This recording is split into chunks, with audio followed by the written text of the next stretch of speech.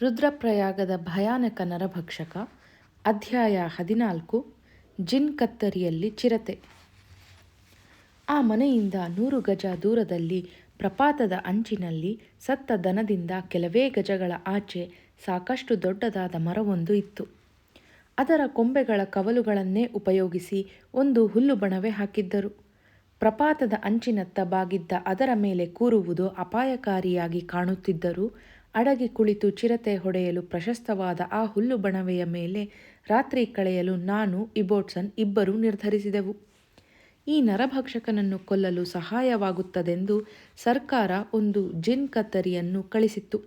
ನೋಡಲು ಇಲಿ ಕತ್ತರಿಯಂತೆಯೇ ಇರುವ ಈ ಜಿನ್ ಕತ್ತರಿ ಆಕಾರ ಮತ್ತು ಸಾಮರ್ಥ್ಯದಲ್ಲಿ ಮಾತ್ರ ಅಗಾಧವಾಗಿರುತ್ತದೆ. 80 kg ತೂಕವಿದ್ದ ಈ ಯಂತ್ರವನ್ನು ನೋಡುವುದಕ್ಕೆ ಹೆದರಿಕೆಯಾಗುತ್ತಿತ್ತು. ಅದರ ಜೋಡಿ ಗರಗಸದಂತೆ ಹಲ್ಲುಗಳಿದ್ದ ಕತ್ತರಿಯನ್ನು ಬಿಡಿಸಿ ಎಳೆದರೆ ಸುಮಾರು 24 ಇಂಚು ಬಾಯಿ ಕಳೆಯುತ್ತಿತ್ತು. ಅದನ್ನು ಇಬ್ಬರು ಹಿಡಿದೆಳೆದು ಬಾಯಿ ಬಿಡಿಸಬೇಕಿತ್ತು. 2 ಬಲವಾದ ಸ್ಪ್ರಿಂಗ್ಗಳನ್ನು ಅಳವಡಿಸಿದ್ದ ಇದರ ಕತ್ತರಿಗಳು ಅದರೊಳಗೆ ಯಾವ ಪ್ರಾಣಿಯಾದರೂ ಕಾಲಿಟ್ಟು ಬಿಲ್ಲು ತುಳಿದರೆ ಸಾಕು, ಕಾಲು ಕತ್ತರಿಸುವಂತೆ ಧಡೀರನೆ ಮುಚ್ಚಿಕೊಳ್ಳುತ್ತಿತ್ತು. ಸಿಕ್ಕಿಬಿದ್ದ ಪ್ರಾಣಿಗಳು ಅದರ ಸಮೇತ ಓಡದಂತೆ ಎಲ್ಲಿಗಾದರೂ ಅದನ್ನು ಭದ್ರವಾಗಿ ಕಟ್ಟಲು ಚೈನನ್ನು ಅದಕ್ಕೆ ಜೋಡಿಸಿದ್ದರು. ಚಿರತೆ ಕೊಂದ ಹಸುವನ್ನು ಬಿಟ್ಟು ಹೋಗುವಾಗ ಪಕ್ಕದಲ್ಲೇ ಇದ್ದ ಒಂದು ಚಿಕ್ಕ ಬಯಲಿನ ಮುಖಾಂತರ ಹೋಗಿ ಅಲ್ಲಿಂದ ಮುಂದೆ ಕೊಂಚ ದೂರದಲ್ಲಿದ್ದ ವಿಸ್ತಾರವಾದ ಕುರುಚಲು ಕಾಡಿನೊಳಗೆ ನುಗ್ಗಿತ್ತು. ಅದು ನಡೆದು ಹೋಗಿದ್ದ ಬಯಲಿನ ನೆಲ ಕಾಡಿಗಿಂತ 4 ಅಡಿ ಕೆಳಗೆ ಇತ್ತು. ಆ ಕಾಡುದಾರಿ ಬಯಲಿಗೆ ಇಳಿಯುವ ಮೆಟ್ಟಿಲಿನಂಥ ಜಾಗದಲ್ಲಿ ನಾವು ಸರ್ಕಾರ ಕಳಿಸಿದ್ದ ಜಿನ್ ಕತ್ತರಿಯನ್ನು ಇಟ್ಟೆವು. ಅದನ್ನು ಸಿದ್ಧಪಡಿಸಿ ಇಟ್ಟಾದ ಮೇಲೆ ಆ ಕತ್ತರಿಯ ಮೇಲೆಲ್ಲ ತರಗೆಲೆಗಳನ್ನು, ಕಾಡಿನ ಕಸಕಡ್ಡಿಗಳನ್ನು ಹರಡಿ ಚಿರತೆಗೆ ಅದರ ಸುಳಿವು ಸಿಗದಂತೆ ಮಾಡಿದೆವು. ಅಲ್ಲಿಯೇ ಪೊದೆಯೊಳಗೆ ಬಲವಾದ ಗೂಟ ಹೊಡೆದು ಜಿನ್ ಕತ್ತರಿಯ ಸರಪಳಿಯನ್ನು ಅದಕ್ಕೆ ಕಟ್ಟಿದೆವು.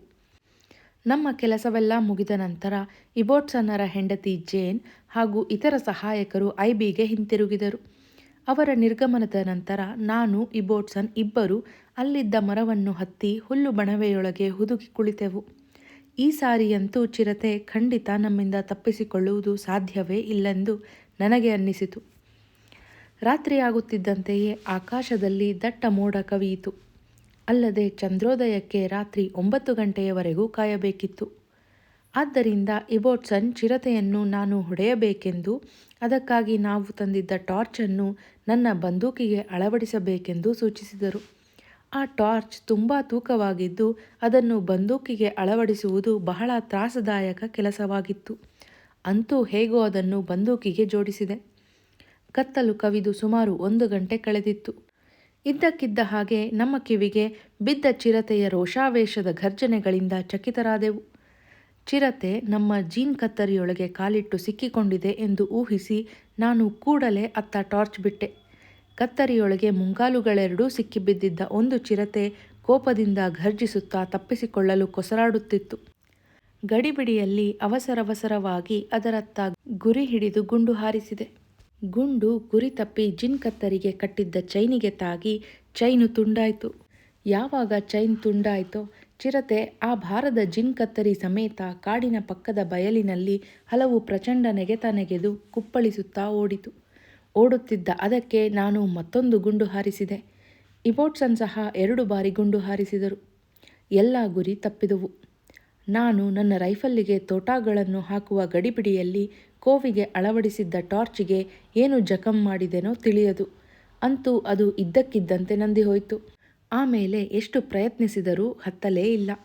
ಚಿರತೆಯ ಭೀಕರ ಘರ್ಜನೆಯನ್ನು, ನಮ್ಮಿಬ್ಬರ 4 ಗುಂಡಿನ ಶಬ್ದಗಳನ್ನು ಕೇಳಿದ ದೂರದ ರುದ್ರಪ್ರಯಾಗದ ಜನರೆಲ್ಲ ಲಾಟೀನುಗಳನ್ನೂ ದೊಂದಿಗಳನ್ನೂ ಹಿಡಿದು ತಂಡೋಪತಂಡವಾಗಿ ಮನೆಗಳಿಂದ ಹೊರಬಂದು ನಮ್ಮ ಕಡೆಗೆ ಎಲ್ಲ ದಿಕ್ಕುಗಳಿಂದಲೂ ಬರತೊಡಗಿದರು.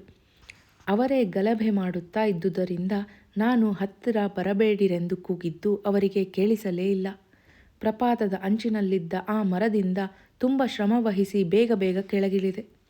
ಕೋವಿ ಸಮೇತ ಆ ರಾತ್ರಿಯಲ್ಲಿ ಮರದಿಂದ ಇಳಿಯುವ ಕಷ್ಟ ಇಳಿದವರಿಗೆ ಗೊತ್ತು. ಇಬೋಟ್ಸನ್ ಸಹ ನನ್ನೊಡನೆ ಕೆಳಗಿಳಿದು ಅಲ್ಲಿ ನಾವು ಒಯ್ದಿಟ್ಟಿದ್ದ ಪೆಟ್ರೋಮ್ಯಾಕ್ಸ್ ದೀಪ ಹಚ್ಚಿದರು. ಅದನ್ನು ಮೇಲೆತ್ತಿ ಹಿಡಿದು ಇಬೋಟ್ಸನ್ ನನ್ನ ಜೊತೆ ಬಯಲಿನಲ್ಲಿ ಚಿರತೆ ಹೋದ ದಿಕ್ಕಿನಲ್ಲಿ ಮುಂದುವರಿದರು.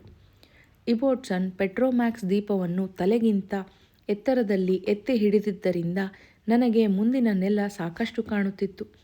ಅಲ್ಲೊಂದು ದಿಣ್ಣೆಯ ಆಚೆ ಕಡೆ ಇದ್ದ ಗುಂಡಿಯಲ್ಲಿ ಚಿರತೆ ಮಹಾಭಾರದ ಆ ಜಿನ್ ಕತ್ತರಿಯನ್ನು ಹೊತ್ತು ಓಡಲಾರದೆ ಉಗ್ರ ಕೋಪದಲ್ಲಿ ಗುರುಗುಟ್ಟುತ್ತಾ ಕುಳಿತಿತ್ತು.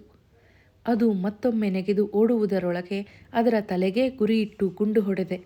ಚಿರತೆಗೆ ಇನ್ನೂ ಪೂರ್ತಿ ಪ್ರಾಣ ಹೋಗಿರಲಿಲ್ಲ. ಅಷ್ಟರೊಳಗೆ ಕೂಗುತ್ತಾ ಕುಣಿಯುತ್ತಾ ಜನ ಓಡೋಡಿ ಬಂದು ನಮ್ಮನ್ನು ಸುತ್ತುವರಿದರು. ಅವರೆಲ್ಲ ತಮ್ಮ ಬಹುಕಾಲದ ಪೀಡೆಯಾಗಿದ್ದ ಈ ರಾಕ್ಷಸ ಸತ್ತುದನ್ನು ನೋಡಿ ಸಂತೋಷದಿಂದ ಕುಣಿಯತೊಡಗಿದರು.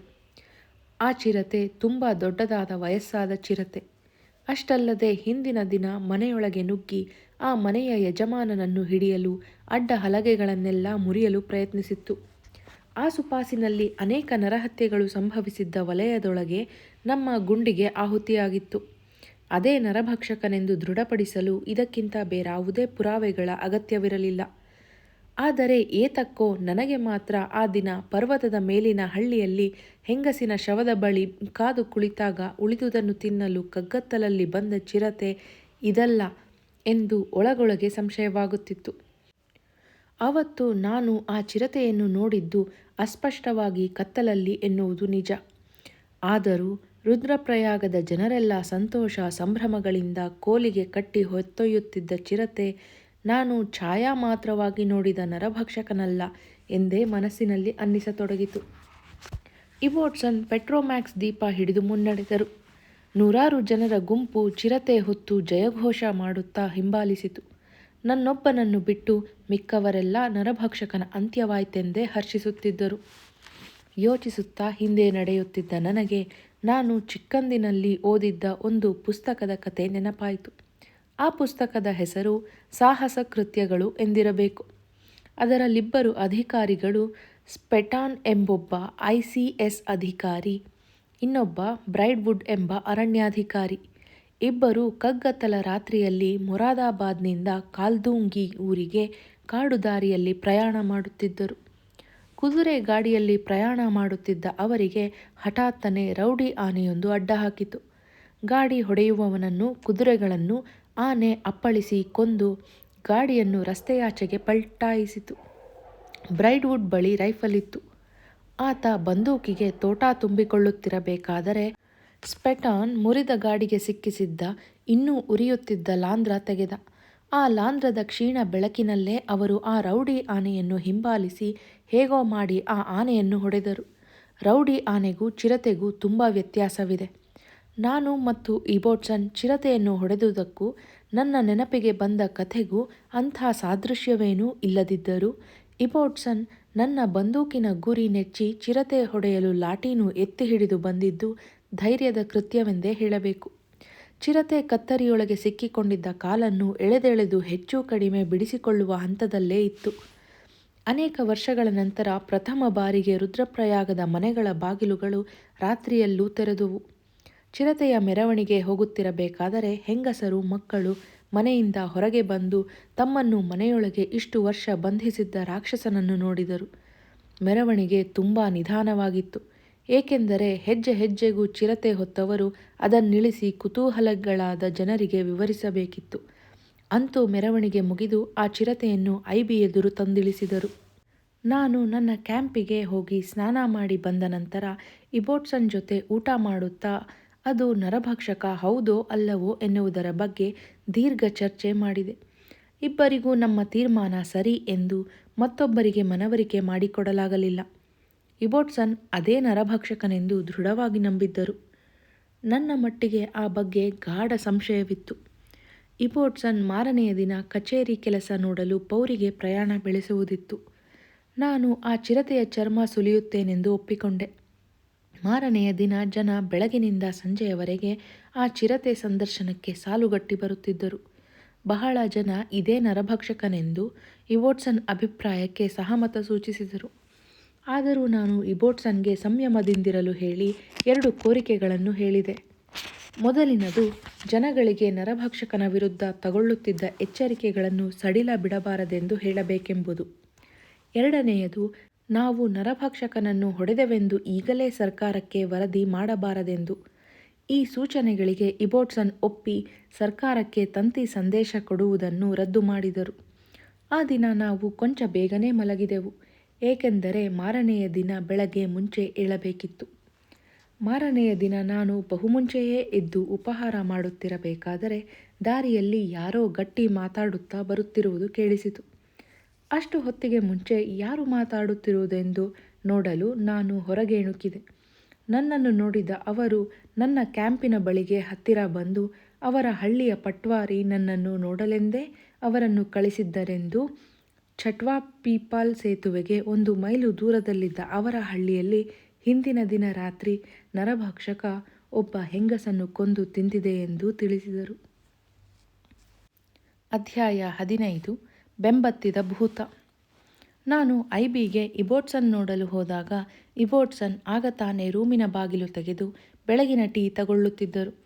ನಾನು ಹೇಳಿದ ಸುದ್ದಿ ಕೇಳಿ ಅವರು ತಮ್ಮ ಪೌರಿ ಪ್ರಯಾಣ ರದ್ದು ಮಾಡಿದ ಮೇಲೆ ಇಬ್ಬರು ಪಕ್ಕದಲ್ಲಿ ಖಾಲಿ ಬಿದ್ದಿದ್ದ ಜೇನ್ ಮಂಚದ ಮೇಲೆ ಆ ಪ್ರದೇಶದ ಭೂಪಟವನ್ನು ಹರಡಿಕೊಂಡು ಟೀ ಕುಡಿಯುತ್ತಾ ಸಮಾಲೋಚನೆ ಮಾಡಿದೆವು. ಇಬೋಟ್ಸನ್ಗೆ ಪೌರಿ ಕಚೇರಿಯಲ್ಲಿ ಕೆಲಸಗಳು ವಿಪರೀತ ಇದ್ದುದರಿಂದ ಹೆಚ್ಚೆಂದರೆ 2 ಹಗಲು 2 ರಾತ್ರಿಗಳನ್ನು ಚಿರತೆ ಶಿಕಾರಿಗೆ ಕಳೆಯಬಹುದಿತ್ತಷ್ಟೆ. ನಾನು ನನ್ನ ನೈನಿಟಾಲಿನ ಮನೆಗೆ ಪೌರಿ ಕೋಟದ್ವಾರ ಊರುಗಳ ಮುಖಾಂತರ ರೈಲಿನಲ್ಲಿ ಬರಲಿದ್ದೇನೆಂದು ಹಿಂದಿನ ದಿನ ಟೆಲಿಗ್ರಾಮ್ ಕೊಟ್ಟಿದ್ದೆ. ಆದರೆ ಈಗ ಆ ಕಾರ್ಯಕ್ರಮ ರದ್ದು ಮಾಡಿ ಚಿರತೆ ಹೊಡೆಯಲು ಇನ್ನೂ ಹಲವು ದಿನ ಪ್ರಯತ್ನಿಸಿ ಅನಂತರ ಕಾಲ್ನಡಿಗೆಯಲ್ಲೇ ಬಂದ ದಾರಿಯಲ್ಲಿ ಮನೆಗೆ ಹಿಂತಿರುಗುವುದೆಂದು ತೀರ್ಮಾನಿಸಿದೆ. ನಾನು ನನ್ನ ಕ್ಯಾಂಪಿಗೆ ಹಿಂದಿರುಗಿ ಕಾರ್ಯಕ್ರಮ ಬದಲಾಗಿರುವುದನ್ನು ತಿಳಿಸಿ ಗಂಟು ಮೂಟೆ ಕಟ್ಟಿಕೊಂಡು ನಮಗೆ ವರ್ತಮಾನ ತಂದ ಜನರೊಡನೆ ಅವರ ಹಳ್ಳಿಗೆ ಹೋಗಿ ಎಂದು ನನ್ನ ಆಳುಗಳಿಗೆ ಹೇಳಿದೆ.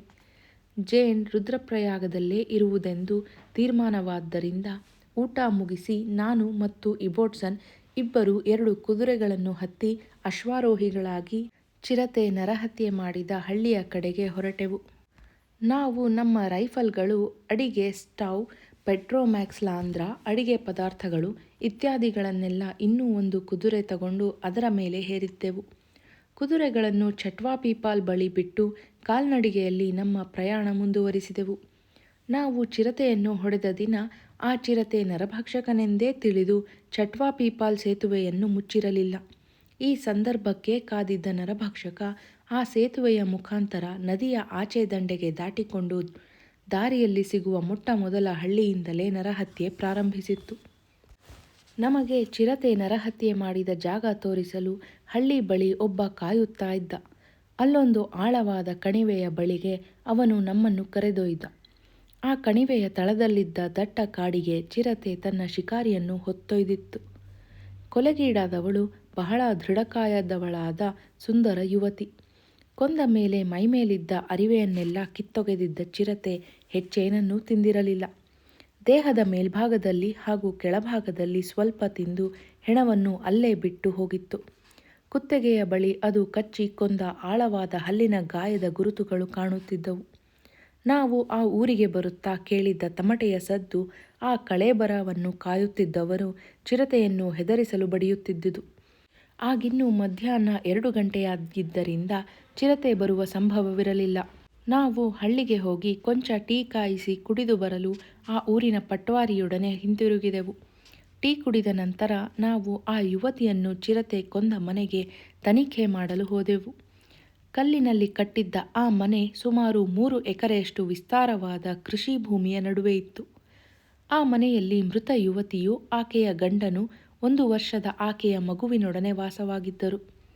ಈ ಕೊಲೆಗೆ 2 ದಿನ ಮೊದಲು ಆಕೆಯ ಗಂಡ ಒಂದು ಜಮೀನು ವಿವಾದಕ್ಕೆ ಸಾಕ್ಷಿ ಹೇಳಲು ಪೌರಿಗೆ ಹೋಗಬೇಕಾಗಿದ್ದರಿಂದ ಆ ಮನೆಯನ್ನು ತಂದೆಯ ಜವಾಬ್ದಾರಿಗೆ ಒಪ್ಪಿಸಿ ಹೋಗಿದ್ದ.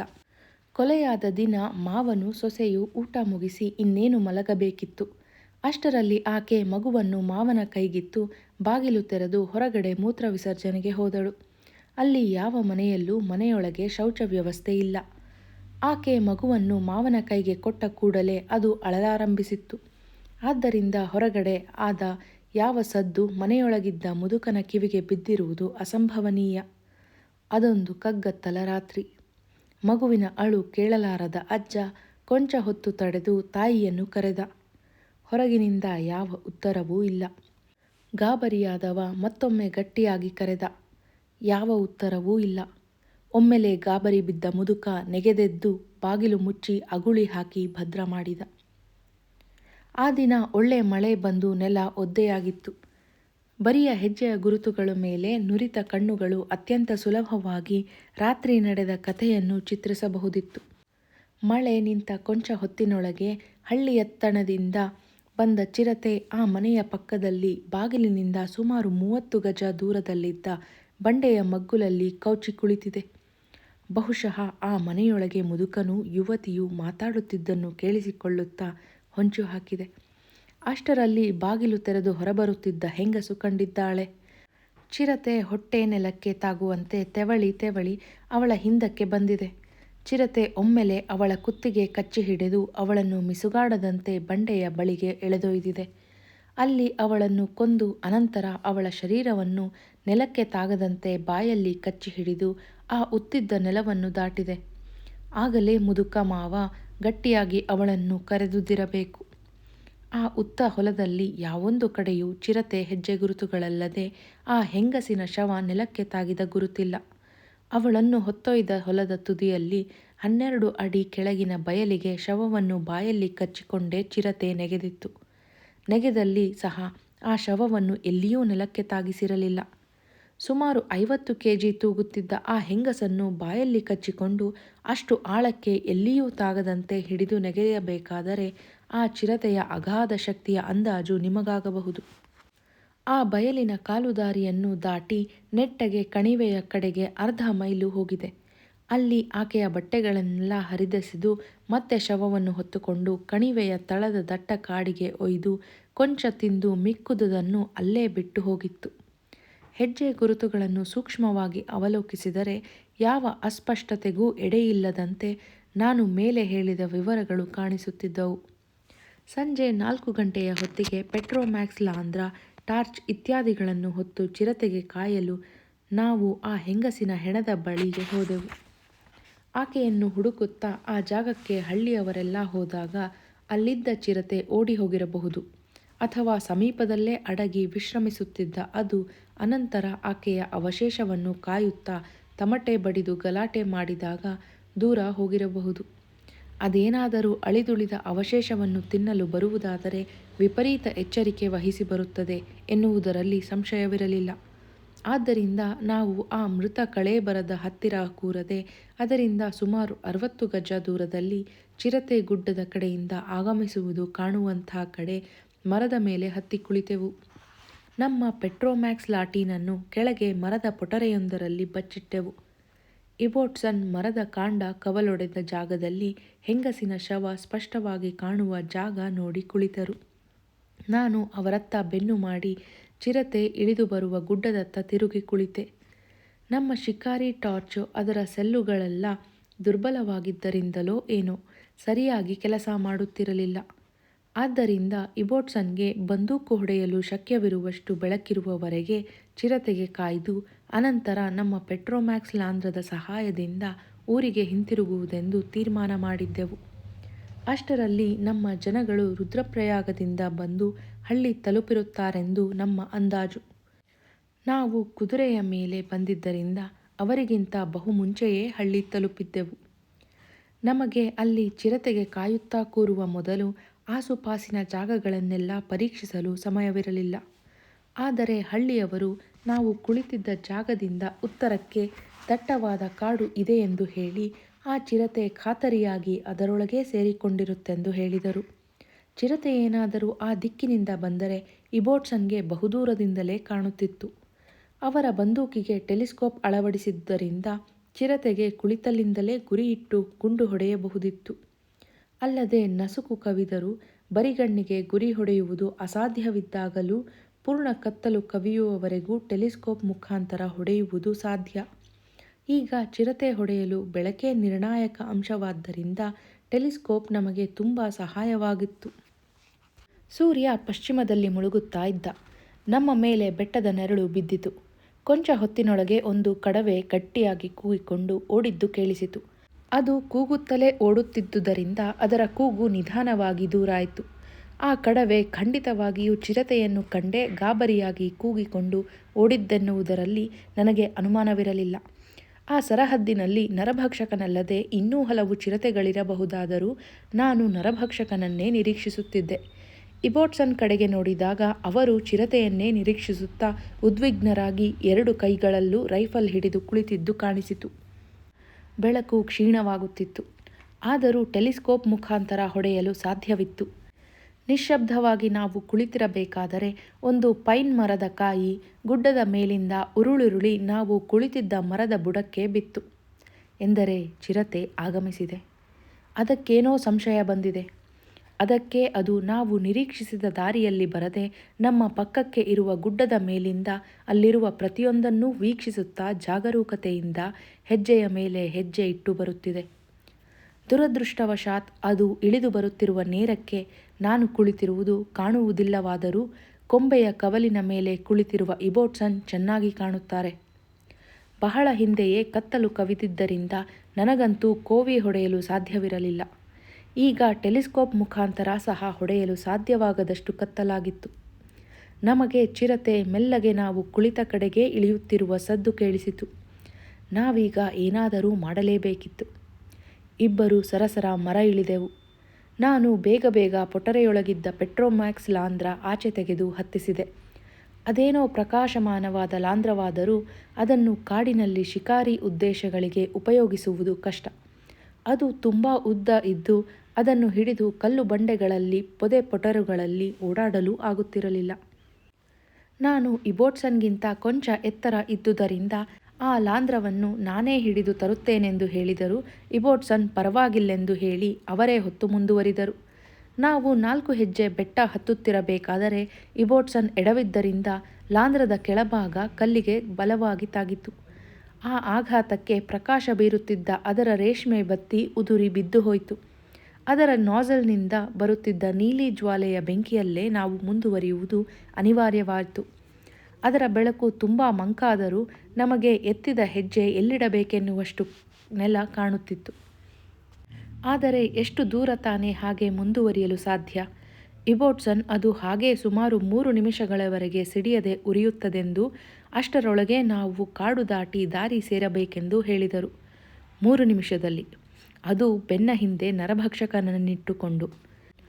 ತುಂಬ ಕಡಿದಾಗಿ ಹೆಜ್ಜೆ ಹೆಜ್ಜೆಗೂ ಬಂಡೆಗಳು ಮುಳ್ಳು ಪೊದೆಗಳು ತುಂಬಿದ್ದ ಆ ಪರ್ವತವನ್ನೇರಿ ದಾರಿ ತಲುಪಬೇಕಿತ್ತು. ಕೆಲವು ಘಟನೆಗಳು ನಮ್ಮ ಜೀವಮಾನದಲ್ಲಿ ಎಷ್ಟು ದಿನ ಕಳೆದರೂ ಮಾಸದೆ ಹಚ್ಚ ಹಸುರಾಗಿರುತ್ತದೆ. ಅವತ್ತು ನಾವು ಪರ್ವತ ಹತ್ತಿದ್ದು ಅಂಥದರಲ್ಲಿ ಒಂದು. ಹೇಗೋ ಮಾಡಿ ನಾವು ಪರ್ವತದ ನೆತ್ತಿಯ ಕಾಲು ದಾರಿಯನ್ನು ಸೇರಿದಾಗ ನಮ್ಮ ಸಮಸ್ಯೆಗಳು ಮುಗಿಯಿತು ಎಂದುಕೊಂಡಿದ್ದೆವು. ಆದರೆ ಮುಗಿಯುವುದರ ಬದಲು ಪ್ರಾರಂಭವಾದವು. ಅಲ್ಲಿ ದನಗಳು ಓಡಾಡಿ ಹಲವಾರು ದಾರಿಗಳಾಗಿದ್ದುವು. ನಾವು ಯಾವುದರಲ್ಲಿ ಮುಂದುವರಿಯಬೇಕೋ ಗೊತ್ತಾಗಲಿಲ್ಲ. ಜೊತೆಗೆ ದಾರಿಗಳ ಉದ್ದಕ್ಕೂ ನೀರು ತುಂಬಿದ ಕೆಸರು ಗುಂಡಿಗಳಿದ್ದವು. ಪೆಟ್ರೋಮ್ಯಾಕ್ಸ್ ಲಾಂದ್ರ ಕಾದು ಆಸ್ಫೋಟನೆಗೊಳ್ಳುವ ಹಂತಕ್ಕೆ ಬಂದಿದ್ದರಿಂದ ಅದನ್ನು ನಂದಿಸಬೇಕಾಯಿತು. ಆ ಕೆಸರು ಗುಂಡಿಗಳೊಳಗೆಲ್ಲ ಕಾಲು ಹಾಕುತ್ತಾ ಅದೃಶ್ಯ ಬಂಡೆಗಳಿಗೆ ಎಡವಿ ಮುಗ್ಗರಿಸುತ್ತಾ ಹೇಗೋ ಅಂತೂ ಯಾವುದೋ ಕಲ್ಲಿನ ಮೆಟ್ಟಲುಗಳಿರುವೆಡೆಗೆ ಬಂದೆವು. ಅದನ್ನು ಹತ್ತಿ ಹೋದ ನಮಗೆ ಒಂದು ಚಿಕ್ಕ ಅಂಗಳವು ದೂರದ ಮೂಲೆಯಲ್ಲಿ ಮುಚ್ಚಿದ ಒಂದು ಬಾಗಿಲು ಕಾಣಿಸಿತು. ಅದರ ಬಳಿ ಹೋದಾಗ ಒಳಗೆ ಮನುಷ್ಯರ ಪಿಸುಮಾತುಗಳು, ಗುಡುಗುಡಿಯ ಗುಳುಗುಳು ಸದ್ದು ಕೇಳಿಸಿ ಒಳಗೆ ಮನುಷ್ಯರಿದ್ದಾರೆಂದು ದೃಢವಾಯಿತು. ಆದರೆ ನಾನು ಬಾಗಿಲು ತಟ್ಟಿದ ಕೂಡಲೇ ಒಳಗಿನ ಸದ್ದು ಸಂಪೂರ್ಣ ಅಡಗಿ ನಿಶ್ಶಬ್ದವಾಯಿತು. ಬಾಗಿಲು ತೆಗೆಯಿರಿ ಎಂದು ಎಷ್ಟು ಕೂಗಿದರೂ ಯಾರೂ ಬಾಗಿಲನ್ನೂ ತೆರೆಯಲಿಲ್ಲ, ಓಕೊಳ್ಳಲೂ ಇಲ್ಲ. ಕೊನೆಗೆ ನಾನು ಜೇಬಿನಿಂದ ಬೆಂಕಿ ಪೆಟ್ಟಿಗೆ ತೆಗೆದು ಅದನ್ನು ಅಲ್ಲಾಡಿಸಿ ಕಿಚಿಕಿಚಿ ಸದ್ದು ಮಾಡುತ್ತಾ, ಒಳ್ಳೆಯ ಮಾತಿನಲ್ಲಿ ಬಾಗಿಲು ತೆರೆಯುತ್ತೀರೋ ಇಲ್ಲವೇ ನಿಮ್ಮ ಮನೆಗೆ ಬೆಂಕಿ ಹತ್ತಿಸಿಬಿಡಲೋ ಎಂದು ಬೆದರಿಸುವ ದನಿಯಲ್ಲಿ ಹೇಳಿದೆ. ಹಾಗೆಂದ ಕೂಡಲೇ ಒಳಗಿನಿಂದ ಗಾಬರಿಯ ಧ್ವನಿಯೊಂದು ಆರ್ತಸ್ವರದಲ್ಲಿ, ಅಯ್ಯಯ್ಯೋ, ಬಾಗಿಲು ತೆಗೆಯುತ್ತೇವೆ, ದಯವಿಟ್ಟು ಮನೆಗೆ ಬೆಂಕಿ ಹಚ್ಚಬೇಡಿರಿ ಎಂದು ಬೇಡಿಕೊಂಡಿತು. ಆಮೇಲೆ ಒಳಗಿನ ಬಾಗಿಲನ್ನು ತೆರೆಯುವ ಸದ್ದಾಯಿತು. ಅವರು ಬಾಗಿಲನ್ನು ತೆರೆದ ಕೂಡಲೇ ನಾವು ಒಳನುಗ್ಗಿ ಬಾಗಿಲು ಭದ್ರ ಮಾಡಿದೆವು. ಅಲ್ಲಿ ಸುಮಾರು 12-14 ಜನ ಹೆಂಗಸರು, ಗಂಡಸರು, ಮಕ್ಕಳು ಎಲ್ಲ ಇದ್ದರು. ನಾವು ಧಡಾರನೆ ಒಳನುಗ್ಗಿ ಬಾಗಿಲು ಹಾಕಿಕೊಂಡಾಗ ಅಪ್ರತಿಭರಾಗಿದ್ದ ಅವರು ಕೊಂಚ ಹೊತ್ತಾಗುತ್ತಲೇ ಸುಧಾರಿಸಿಕೊಂಡು ಮೆಲ್ಲಗೆ ಮಾತಿಗಾರಂಭಿಸಿದರು. ನಾವು ಕೂಡಲೇ ಬಾಗಿಲು ತೆರೆಯಲಿಲ್ಲವೆಂದು ದಯವಿಟ್ಟು ಬೇಸರಿಸಬೇಡಿ ಸ್ವಾಮಿ. ನಾವು ಈ ನರಭಕ್ಷಕನ ಭಯದಲ್ಲಿ ಎಷ್ಟೊಂದು ದಿನ ಕಾಲ ಹಾಕಿದ್ದೇವೆಂದರೆ ಧೈರ್ಯ ಎನ್ನುವುದೇ ನಮ್ಮಿಂದ ಹೊರಟು ಹೋಗಿದೆ. ನರಭಕ್ಷಕ ಯಾವ ರೂಪ ತಾಳಿ ಬಂದು ನಮ್ಮನ್ನು ಹತ್ಯೆ ಮಾಡುತ್ತದೋ ಗೊತ್ತಿಲ್ಲದೆ ಪ್ರತಿಯೊಂದು ಶಬ್ದಕ್ಕೂ ಹೆದರುತ್ತಾ ಕಂಡದ್ದಕ್ಕೆಲ್ಲ ಕೈ ಮುಗಿಯುತ್ತಾ ದಿನ ದೂಡುತ್ತಿದ್ದೇವೆ. ಈ ಕತ್ತಲಲ್ಲಿ ಬಂದು ಬಾಗಿಲು ಬಡಿದರೆ ಯಾರಿಗೆ ಬಾಗಿಲು ತೆರೆಯಲು ಧೈರ್ಯ ಬರುತ್ತೆ ಹೇಳಿ? ಹೆದರಿ ನಮಗೆ ಜೀವವೇ ಹೋಗಿತ್ತು ಎಂದು ಅವರು ಕರುಣಾಜನಕವಾಗಿ ಮೊರೆಯಿಟ್ಟರು. ಅವರ ಮನಸ್ಥಿತಿಯನ್ನು ನಾನು ಚೆನ್ನಾಗಿ ಊಹಿಸಿಕೊಳ್ಳಬಲ್ಲೆ. ಏಕೆಂದರೆ ಕೆಲವೇ ನಿಮಿಷಗಳ ಹಿಂದೆ ನರಭಕ್ಷಕ ಹಿಂಬಾಲಿಸುತ್ತಿದೆ ಎಂದು ಖಾತರಿಯಾಗಿ ಗೊತ್ತಿದ್ದು ಕಾದು ಕೆಂಪಾದ ಲಾಂಧ್ರವನ್ನು ನಾವು ಆರಿಸಿದಾಗ ನಮಗೆ ಎಷ್ಟೊಂದು ಭೀತಿಯಾಯಿತೆಂದರೆ ಕೈಯಲ್ಲಿ ಕೋವಿ ಇದ್ದರೂ ನಮ್ಮಿಬ್ಬರಲ್ಲಿ ಒಬ್ಬರು ಅಥವಾ ಇಬ್ಬರು ಕ್ಷೇಮವಾಗಿ ಜೀವ ಸಮೇತ ಊರು ಸೇರುತ್ತೇವೆಂದು ನಂಬಿಯೇ ಇರಲಿಲ್ಲ. ನಮ್ಮ ಜನಗಳು ರುದ್ರಪ್ರಯಾಗದಿಂದ ಬಂದಿದ್ದಾರೆಂದು, ಅವರನ್ನು ಕೊಂಚ ಮುಂದೆ ಹೋದರೆ ಸಿಗುವ ಸಾಲು ಮನೆಗಳೊಂದರಲ್ಲಿ ಇಳಿಸಲಾಗಿದೆ ಎಂದು ಅವರು ಹೇಳಿದರು. ಅಲ್ಲಿದ್ದ ದೃಢಕಾಯರಾದ ಇಬ್ಬರು ಗಂಡಸರು ನಮ್ಮೊಡನೆ ಬಂದು ಆ ಮನೆಗಳನ್ನು ತೋರಿಸುತ್ತೇವೆಂದು ಹೇಳಿದರು. ಆದರೆ ನಮಗೆ ಚೆನ್ನಾಗಿ ಗೊತ್ತಿತ್ತು, ಅವರು ನಮ್ಮೊಡನೆ ಬಂದರೆ ಹಿಂದಿರುಗಿ ಬರುತ್ತಾ ಅವರಲ್ಲೊಬ್ಬನಾದರೂ ಹಿಂದಿರುಗುವುದಿಲ್ಲ ಎಂದು. ನರಭಕ್ಷಕ ನಮ್ಮನ್ನು ಹಿಂಬಾಲಿಸಿ ಬಂದಿದೆ ಎನ್ನುವುದು ಅವರಿಗೆ ಗೊತ್ತಿಲ್ಲದಿದ್ದರೂ ನಮಗೆ ಅರಿವಿತ್ತು. ಆದ್ದರಿಂದ ಆತ್ಮಹತ್ಯಾಕಾರಕವಾದ ಅವರ ಯೋಚನೆಯನ್ನು ನಾವು ತಿರಸ್ಕರಿಸಿ, ಒಂದು ಲಾಟೀನು ಇದ್ದರೆ ಕೊಡಿ, ನಾವೇ ದಾರಿ ಹುಡುಕಿಕೊಂಡು ಹೋಗುತ್ತೇವೆ ಎಂದು ಹೇಳಿದೆವು. ಆ ರೂಮಿನ ಸಂದು ಗೊಂದುಗಳಲ್ಲೆಲ್ಲ ಹುಡುಕಾಡಿ ಒಂದು ಗಾಜೆಲ್ಲ ಒಡೆದಿದ್ದ ಹಳೆಯ ಮುರುಕಲು ಲಾಟೀನನ್ನು ತೆಗೆದರು. ಚೆನ್ನಾಗಿ ಅಲ್ಲಾಡಿಸಿ ಒಂದೆರಡು ತೊಟ್ಟು ಎಣ್ಣೆ ಅದರಲ್ಲಿರುವುದನ್ನು ಖಾತ್ರಿಪಡಿಸಿಕೊಂಡು ನಮ್ಮ ಕೈಗಿತ್ತರು. ಆ ಕೋಣೆಯೊಳಗಿದ್ದ ಎಲ್ಲರ ಸಾಮೂಹಿಕ ಶುಭ ಹಾರೈಕೆಗಳೊಂದಿಗೆ ನಾವು ಅಲ್ಲಿಂದ ಹೊರಬಿದ್ದೆವು. ನಾವು ದಾಟುತ್ತಿದ್ದಂತೆಯೇ ಬೇಗ ಬೇಗ ಬಾಗಿಲುಗಳು ಮುಚ್ಚಿಕೊಂಡವು. ಮತ್ತೆ ದಾರಿಯುದ್ದಕ್ಕೂ ನೂರಾರು ಕೆಸರಿನ ಹೊಂಡಗಳು, ಲೆಕ್ಕವಿಲ್ಲದಷ್ಟು ಕಲ್ಲು ಬಂಡೆಗಳು. ಆದರೂ ಕೈಯಲ್ಲಿದ್ದ ಮಬ್ಬು ಲಾಟೀನಿನ ಸಹಾಯದಿಂದ ಹೇಗೋ ಅವುಗಳನ್ನು ದಾಟಿ ಇನ್ನೊಂದು ಮೆಟ್ಟಿಲು ಸಾಲುಗಳಿದ್ದಲ್ಲಿಗೆ ಬಂದೆವು. ಆ ಮೆಟ್ಟಿಲು ಸಾಲುಗಳನ್ನು ಹತ್ತಿದ ನಂತರ ಸಾಲು ಮನೆಗಳ ಓಣಿಯೊಂದು ನಮಗೆ ಎದುರಾಯಿತು. ಪ್ರತಿಯೊಂದು ಮನೆಯ ಕಿಡಕಿ ಬಾಗಿಲುಗಳೆಲ್ಲ ಅಲ್ಲಿ ಮನುಷ್ಯವಾಸವೇ ಇಲ್ಲವೇನೋ ಎನ್ನುವಂತೆ ಭದ್ರವಾಗಿ ಮುಚ್ಚಿದ್ದವು. ಒಂದೇ ಒಂದು ನರಪಿಳ್ಳೆಯ ದನಿಯೂ ಕೇಳುತ್ತಿರಲಿಲ್ಲ. ಯಾವ ಬಾಗಿಲ ಬಿರುಕಿನಲ್ಲಿ ಸಹ ಒಂದು ಮಿಣುಕು ಬೆಳಕು ಕಾಣಲಿಲ್ಲ. ನಮಗೆ ಗುರುತು ತಿಳಿಸಿದ್ದ ಮನೆಯ ಹತ್ತಿರ ಬಂದು ಕರೆದಾಗ ಬಾಗಿಲು ತೆರೆಯಿತು. ಅದೇ ರುದ್ರಪ್ರಯಾಗದಿಂದ ಬಂದ ನಮ್ಮ ಸಹಾಯಕರು ಉಳಿದುಕೊಂಡಿದ್ದ ಮನೆಯೆಂದು ಖಾತ್ರಿಯಾಯಿತು. ಅಲ್ಲಿಗೆ ನಾವು ಇನ್ನಷ್ಟು ಮೆಟ್ಟಿಲು ಸಾಲುಗಳನ್ನು ಹತ್ತಿ ಹೋಗಬೇಕಾಗಿತ್ತು. ಅಲ್ಲಿ ದೊಡ್ಡ ಹಜಾರವನ್ನೇ ನಮಗೆ ತಂಗಲು ಬಿಟ್ಟುಕೊಟ್ಟಿದ್ದರು. ಹೊರಬಂದ ನಮ್ಮ ಆಳುಗಳು ನಮ್ಮ ರೈಫಲ್, ಲಾಟೀನು, ಪೆಟ್ರೋಮ್ಯಾಕ್ಸ್ ಲಾಂಧ್ರ ಇವನ್ನೆಲ್ಲ ನಮ್ಮಿಂದ ತೆಗೆದುಕೊಳ್ಳುತ್ತಿರಬೇಕಾದರೆ ಒಂದು ಹಳ್ಳಿಯ ಕಂತ್ರಿ ನಾಯಿ ಸ್ನೇಹ ಸೂಚಕವಾಗಿ ಬಾಲ ಅಲ್ಲಾಡಿಸುತ್ತಾ ಅಲ್ಲಿಗೆ ಬಂತು. ಆ ನಿರ್ಜನ ಪ್ರದೇಶದಲ್ಲಿ ನಮ್ಮನ್ನು ನೋಡಿ ಅದಕ್ಕೆ ತುಂಬ ಖುಷಿಯಾಯಿತೆಂದು ತೋರುತ್ತದೆ. ನಮ್ಮ ಕಾಲುಗಳನ್ನೆಲ್ಲ ಮೂಸಿ ನೋಡಿ ಹಿಗ್ಗಿನಿಂದ ಕುಯ್ಗುಟ್ಟಿತು. ಮರುನಿಮಿಷ ಪಿಶಾಚಿಯನ್ನೇ ಕಂಡಂತೆ ಬೆಚ್ಚಿಬಿದ್ದು ನಮ್ಮೆದುರಿನ ಕತ್ತಲತ್ತ ಮುಖ ಮಾಡಿ ಕೂದಲನ್ನೆಲ್ಲ ನಿಮಿರಿಸಿಕೊಂಡು ಭಯಂಕರವಾಗಿ ಬೊಗಳತೊಡಗಿತು. ನಾವು ತಂದಿದ್ದ ಲಾಟೀನಿನ ಎಣ್ಣೆ ಮುಗಿದು ಲಾಟೀನು ಎಂದೋ ನಂದಿ ಹೋಗಿತ್ತು. ಆದರೆ ಅಷ್ಟರಲ್ಲಿ ನಮ್ಮ ಜನರು ಒಳಗಿನಿಂದ ಇನ್ನೊಂದು ಲಾಟೀನನ್ನು ತಂದರು. ನಮಗೆ ಮೊದಲು ಕೊಟ್ಟ ಲಾಟೀನಿನಷ್ಟೇ ದುರವಸ್ಥೆಯಲ್ಲಿದ್ದ ಆ ಲಾಟೀನ ಹಳೆಯದರ ಪ್ರತಿರೂಪವೆಂದೇ ಹೇಳಬೇಕು. ಇಬೋಟ್ಸನ್ ಅದಕ್ಕೆ ದೀಪ ಹತ್ತಿಸುತ್ತಿರಬೇಕಾದರೆ ನಾನು ಬೇಗ ಬೇಗ ನನ್ನ ರೈಫಲ್ ತೆಗೆದುಕೊಂಡು ತೋಟ ಹಾಕಿದೆ. ಲಾಟೀನು ಹತ್ತಿಸಿದ ಮೇಲೆ ಇಬೋಟ್ಸನ್ ಅದನ್ನು ಎತ್ತಿ ಹಿಡಿದು ಎಲ್ಲ ದಿಕ್ಕುಗಳಲ್ಲೂ ನೋಡಿದರು. ತುಂಬ ಕ್ಷೀಣವಾಗಿದ್ದ ಅದರ ಮಂದ ಕಾಂತಿಯಲ್ಲಿ ಒಂದೆರಡು ಗಜಗಳಿಗಿಂತ ಮುಂದೆ ಏನೂ ಕಾಣುತ್ತಲೇ ಇರಲಿಲ್ಲ. ಆದರೂ ನಾಯಿ ಬೊಗಳುತ್ತಿರುವ ದಿಕ್ಕನ್ನನುಸರಿಸಿ ನಾವು ಸುಲಭವಾಗಿ ಚಿರತೆಯ ಚಲನವಲನಗಳನ್ನು ಊಹಿಸಬಹುದಿತ್ತು. ಚಿರತೆ ಕತ್ತಲಲ್ಲಿ ಚಲಿಸಿದಂತೆಲ್ಲ ನಾಯಿ ಮುಖ ತಿರುಗಿಸಿ ನಿರ್ದೇಶಿಸುತ್ತಾ ಹುಚ್ಚು ಹಿಡಿದಂತೆ ಗಲಾಟೆ ಮಾಡಿತು. ಚಿರತೆ ಮೆಟ್ಟಿಲು ಸಾಲುಗಳನ್ನು ಇಳಿದು ದೂರ ಹೋದ ನಂತರವೇ ನೆಮ್ಮದಿಯ ನಿಟ್ಟುಸಿರು ಬಿಟ್ಟ ನಾಯಿ ಮತ್ತೆ ಬಾಲ ಅಲ್ಲಾಡಿಸುತ್ತಾ ನಮ್ಮತ್ತ ಗಮನ ಕೊಟ್ಟಿತು. ಆದರೂ ಆಗಾಗ ಕತ್ತಲ ಕಡೆಗೆ ತಿರುಗಿ ಸಂಶಯದಿಂದ ಗುರುಗುಟ್ಟುವುದನ್ನು ನಿಲ್ಲಿಸಲಿಲ್ಲ. ನಮಗೆ ಬಿಟ್ಟುಕೊಟ್ಟಿದ್ದ ಹಜಾರಕ್ಕೆ ಕಿಟಕಿಗಳೇ ಇರಲಿಲ್ಲ. ಭದ್ರತೆಯ ದೃಷ್ಟಿಯಿಂದ ಅದು ಉತ್ತಮವೆನ್ನಿಸಿದರೂ ಬಾಗಿಲು ಮುಚ್ಚಿದ ಕೂಡಲೇ ಉಸಿರು ಕಟ್ಟಿದಂತಾಗುತ್ತಿತ್ತು. ಆದ್ದರಿಂದ ನಾವು ಆ ಹಜಾರದ ಹೊರಗಿನ ವರಾಂಡಾದಲ್ಲೇ ರಾತ್ರಿ ಕಳೆಯಲು ನಿರ್ಧರಿಸಿ ಒಬ್ಬರಾದ ಮೇಲೊಬ್ಬರು ಸರದಿ ಪ್ರಕಾರ ಕಾವಲು ಕಾಯುವುದೆಂದು ತೀರ್ಮಾನಿಸಿದೆವು. ಅಲ್ಲೇ ಮುದುರಿಕೊಂಡು ಮಲಗಿದ್ದ ನಾಯಿಯ ಕಾವಲು ಸಹ ನಮಗಿದ್ದುದರಿಂದ ಆ ರಾತ್ರಿ ನಮಗೆ ಅಷ್ಟೊಂದು ಅಂಜಿಕೆಯಾಗಲಿಲ್ಲ. ಮಾರನೆಯ ದಿನ ಬೆಳಗಾಗುತ್ತಿದ್ದಂತೆಯೇ ನಾವು ಮತ್ತೆ ಚಿರತೆ ಅದರ ಶಿಕಾರಿಯನ್ನು ತಿಂದಿದೆಯೇ ನೋಡಲು ತುಂಬ ಜಾಗರೂಕತೆಯಿಂದ ಆ ಹೆಂಗಸಿನ ಶವ ಇದ್ದ ಕಣಿವೆಯತ್ತ ಹೋದೆವು. ಹಿಂದಿನ ದಿನ ರಾತ್ರಿ ನಮ್ಮಿಬ್ಬರಲ್ಲಿ ಒಬ್ಬರನ್ನು ಕೊಂದೊಯ್ಯಲು ಚಿರತೆ ನಾವು ಹೋದಲ್ಲೆಲ್ಲ ಹಿಂಬಾಲಿಸಿ ತುಂಬ ಪ್ರಯತ್ನ ಮಾಡಿದರೂ ಅದಕ್ಕೆ ಸಾಧ್ಯವಾಗಿರಲಿಲ್ಲ. ಆದ್ದರಿಂದ ತನ್ನ ವಿಫಲ ಪ್ರಯತ್ನದ ಬಳಿಕ ಹಿಂದಿರುಗಿ ಅದು ಮತ್ತೆ ಆ ಯುವತಿಯ ಶವದ ಹತ್ತಿರಕ್ಕೆ ಬಂದು ತಿಂದಿರುತ್ತದೆಂದೇ ನಾವು ತಿಳಿದೆವು. ಆದರೆ ಚಿರತೆ ಅತ್ತ ಸುಳಿದೇ ಇರಲಿಲ್ಲ. ಬೆಳಗ್ಗೆ ಇಬೋಟ್ಸನ್ ಪೌರಿಯಿಂದ ಬಂದಿದ್ದ ಕಚೇರಿಯ ಫೈಲುಗಳನ್ನೆಲ್ಲ ನೋಡುತ್ತಿರಬೇಕಾದರೆ ನಾನು ಕೋವಿ ತೆಗೆದುಕೊಂಡು ಅಕಸ್ಮಾತ್ ಚಿರತೆ ಏನಾದರೂ ಕಾಣುತ್ತದೆಯೋ ನೋಡಲು ಹೊರಟೆ. ಹಿಂದಿನ ದಿನ ಹಳ್ಳಿಯವರು ಗುಡ್ಡದ ಆಚೆಗೆ ದಟ್ಟ ಕಾಡಿದೆಯೆಂದು, ಚಿರತೆ ಬೆಳಗಿನ ಹೊತ್ತೆಲ್ಲ ಅಲ್ಲೇ ಅವಿತಿರುತ್ತದೆಂದು ಹೇಳಿದ್ದರಿಂದ ಅತ್ತ ಹೋಗಲು ಉದ್ದೇಶಿಸಿದ್ದೆ. ಆದರೆ ಒಳಹೋಗಲು ಸಾಧ್ಯವಾದ ದಟ್ಟ ಕಾಡಿನ ಜೊತೆಗೆ ಮನುಷ್ಯನಿಂದ ಹತ್ತಿಳಿಯಲು ಸಾಧ್ಯವಿಲ್ಲದಷ್ಟು ಕಡಿದಾದ ಬಂಡೆಗಲ್ಲುಗಳ ಶಿಖರಗಳಿದ್ದವು. ಆ ಕಾಡಿನಲ್ಲಿ ತುಂಬ ಕಾಡು ಪ್ರಾಣಿಗಳಿದ್ದುದು ಅಲ್ಲೆಲ್ಲ ಕಂಡ ಅಸಂಖ್ಯ ಹೆಜ್ಜೆ ಗುರುತುಗಳಿಂದ ಅರಿತೆ. ಕಾಡು ಕುರಿ, ಕಾಡು ಹಂದಿ, ಜಿಂಕೆ, ಕಡವೆಗಳ ಹೆಜ್ಜೆ ಗುರುತುಗಳು ಎಲ್ಲೆಂದರಲ್ಲಿ ಬಿದ್ದಿದ್ದವು. ಆದರೆ ಚಿರತೆ ಹೆಜ್ಜೆ ಗುರುತನ್ನು ಮಾತ್ರ ನಾನು ಕಾಣಲಿಲ್ಲ. ಅಲ್ಲಿದ್ದ ಹೆಜ್ಜೆ ಗುರುತುಗಳಿಂದ ನಿರ್ಧರಿಸುವುದಾದರೆ ಚಿರತೆ ಅಲ್ಲಿರಲಿಲ್ಲವೆಂದೇ ನನ್ನ ಊಹೆ. ನಾವು ಊಟ ಮಾಡುತ್ತಿರಬೇಕಾದರೆ ರುದ್ರಪ್ರಯಾಗದಿಂದ ಕಳಿಸಿಕೊಟ್ಟ ಜಿನ್ ಕತ್ತರಿ ಬಂತು. ನಾವು ಚಿರತೆ ಬಿಟ್ಟು ಹೋಗಿದ್ದ ಶವಕ್ಕೆ ಸಯನೈಡ್ ವಿಷವನ್ನು ಹಾಕಿ ಅನಂತರ ಅಲ್ಲೇ ಚಿರತೆ ಬರುವ ದಾರಿಯಲ್ಲಿ ಜಿನ್ ಕತ್ತರಿಯನ್ನಿಟ್ಟು ನರಭಕ್ಷಕನನ್ನು ಹಿಡಿಯಲು ಪ್ರಯತ್ನಿಸಬೇಕೆಂದು ಉಪಾಯ ಮಾಡಿದ್ದೆವು. ಸಯನೈಡ್ ಪಾಷಾಣ ಹಾಕಿ ಚಿರತೆ ಕೊಲ್ಲುವುದರ ಬಗ್ಗೆ ನನಗಾಗಲಿ ಇಬೋಟ್ಸನ್ಗಾಗಲಿ ಯಾವ ಪೂರ್ವಾನುಭವವೂ ಇರಲಿಲ್ಲ. ಪಾಷಾಣಗಳು ಈ ಚಿರತೆಯ ಮೇಲೆ ಯಾವುದೇ ಪರಿಣಾಮವನ್ನು ಬೀರುವುದಿಲ್ಲೆಂದು ವರದಿಗಳಿದ್ದರಿಂದ ನಾನು ನೈನಿತಾಲಿನ ಪಶುವೈದ್ಯರಲ್ಲಿ ಈ ಬಗ್ಗೆ ವಿಚಾರಿಸಿದ್ದಕ್ಕೆ ಅವರು ಬೆಕ್ಕಿನ ಜಾತಿಯ ಪ್ರಾಣಿಗಳಿಗೆ ಸಯನೈಡ್ ಪಾಷಾಣ ಅತ್ಯುತ್ತಮವಾದುದೆಂದು ಹೇಳಿದ್ದರು.